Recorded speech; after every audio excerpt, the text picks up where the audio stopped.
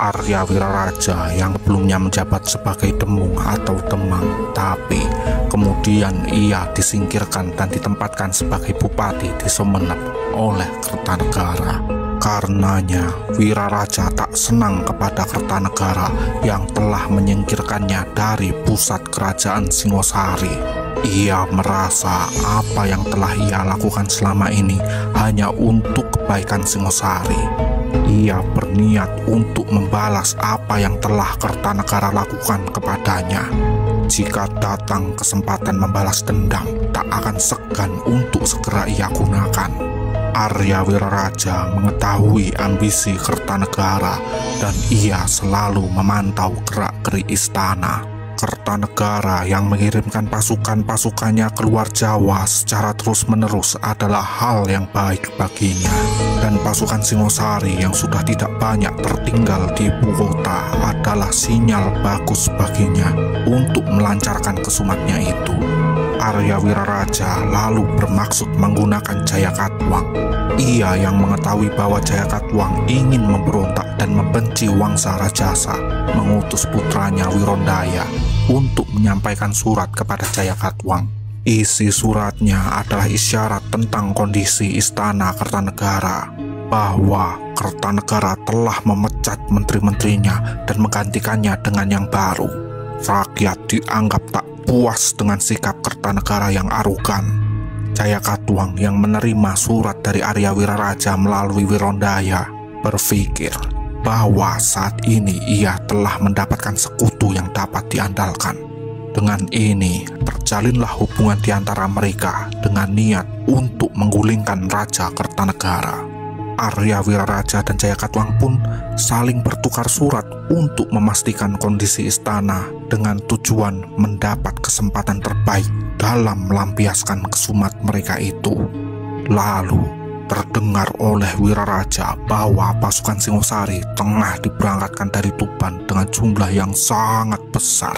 Mereka diberi misi untuk mengantarkan Arca Amogapasa dari tanah Jawa ke Swarnabumi. Kesempatan yang telah Arya Wiraraja tunggu-tunggu akan segera datang kepadanya. Setelah ia memantau situasi dan kondisi ibu kota dan memastikan tidak banyak lagi pasukan yang tersisa, segeralah ia mengirimkan surat kepada Jayakatwang di gelang-gelang. Surat Arya Wiraraja yang telah ditunggu-tunggu oleh Jayakatwang pun telah tiba. Surat tersebut berisi, "Tuanku, Pati Baginda bersembah kepada Paduka Raja. Jika Paduka Raja bermaksud akan berburu di tanah lapang lama, hendaknya lah Paduka Raja sekarang pergi berburu.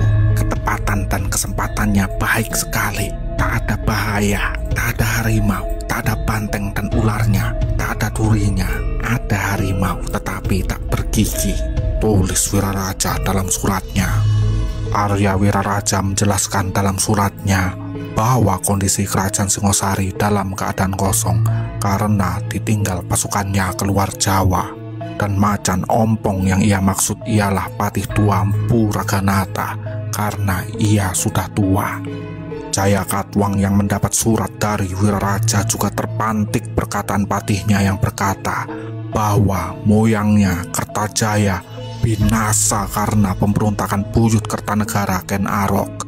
Kadiri dan bala tentaranya pun musnah akibat dikempur dan dijajah Singosari. Patih tersebut lalu berkata, "Padukalah yang mempunyai kewajiban membangun kerajaan Kadiri dan membalas kekalahan Prabu Kertajaya."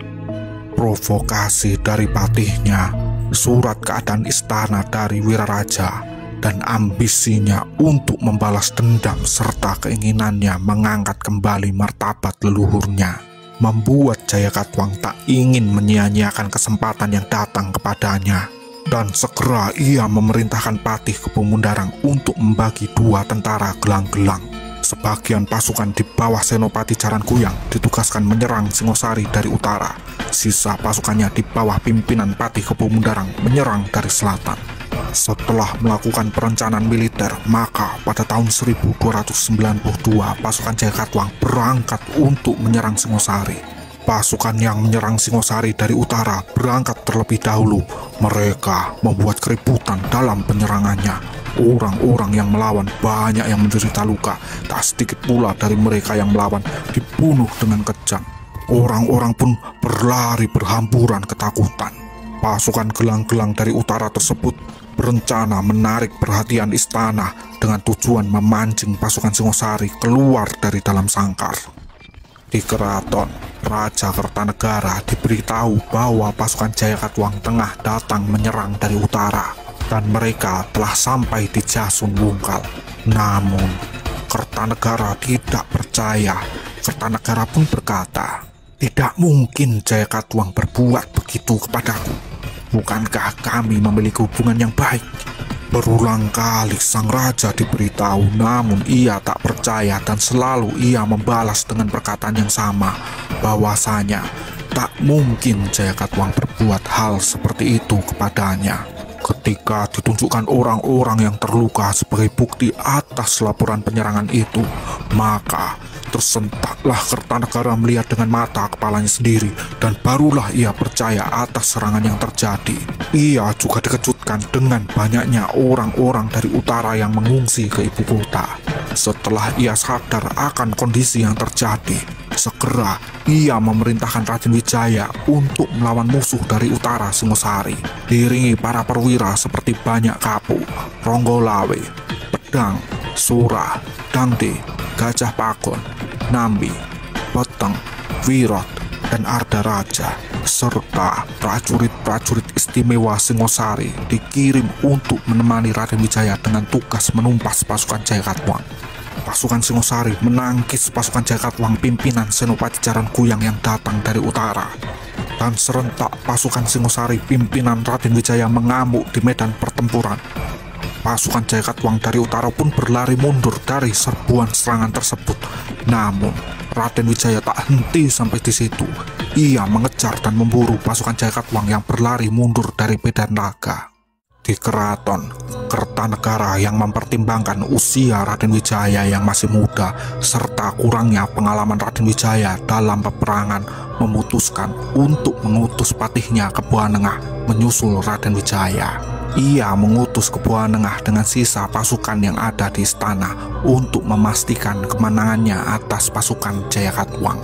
Lalu berangkatlah Patih ke Buanengah untuk menyusul dan menemani Raden Wijaya dalam tugas menumpas pasukan Jayakatwang.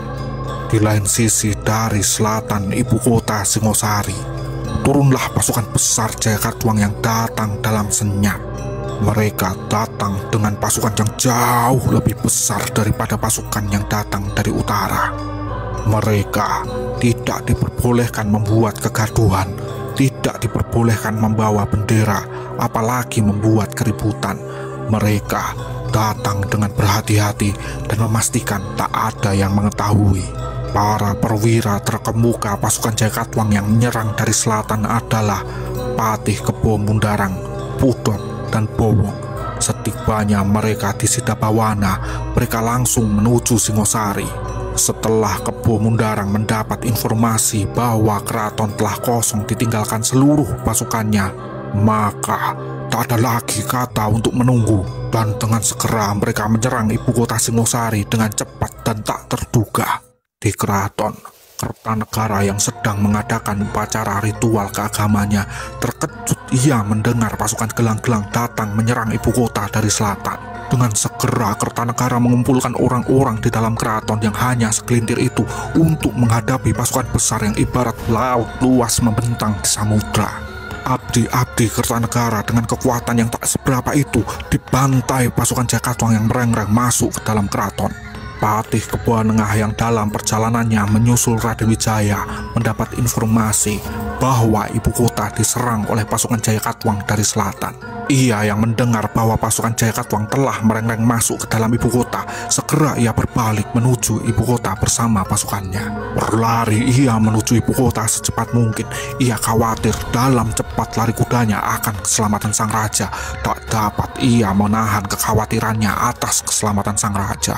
Dalam cepat lari kudanya ke istana, ke Buanengah bersama dengan para pasukannya. Tak menyangka ia melihat pasukan Jayakatwang telah menggerogoti ibu kota Singosari. Mereka terlihat seperti gerombolan lebah yang mengerumuni sarangnya. Tak terfikirkan oleh sang patih, bagaimana bisa pasukan musuh telah berada di ibu kota. Patih Kebuanengah yang khawatir dengan keselamatan sang raja dan memiliki firasat buruk tentang kondisi sang raja, segera mengkomando pasukannya yang tak seberapa itu untuk menyerang bersamanya masuk melawan pasukan Jakatwang yang menghadang. Patih Kebuanengah dan bala tentaranya bertempur dengan pasukan Jakatwang menusuk masuk ke ibu kota.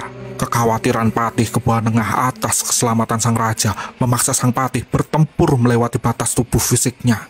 Banyak pasukan musuh jatuh tergeletak oleh tangan terampilnya, namun para pasukannya tak mampu mengikuti keterampilannya, dan banyak dari mereka gugur di tengah perjuangannya menyelamatkan sang raja. Di keraton Kertanegara yang telah terdesak akan gempuran pasukan Jakatwang yang telah merengreng masuk ke dalam istana lalu keluar untuk menghadapi mereka. Tak ada sedikit pun ketakutan dalam benak Kertanegara. Ia dengan berani melawan pasukan Jakatwang yang telah mengepungnya dari segala arah.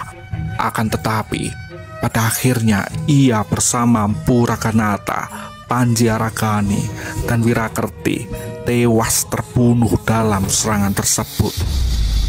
Kebuanengah yang dalam usahanya menyelamatkan sang raja mendengar bahwa Prabu Kertanegara telah tewas dalam serangan Jakatwang.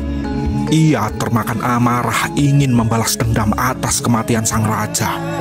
Patih Kebuanengah bertarung sengit dengan pasukan Jakatwang dan masuk hingga tibalah ia di Manguntur. Namun, tak dapat ia menangkan pertempuran berat sebelah itu. Pertempuran pun berakhir dengan nyawanya sebagai bayaran atas kekalahannya. Patih Kebuanengah gugur dalam usahanya menyelamatkan Raja Kertanegara.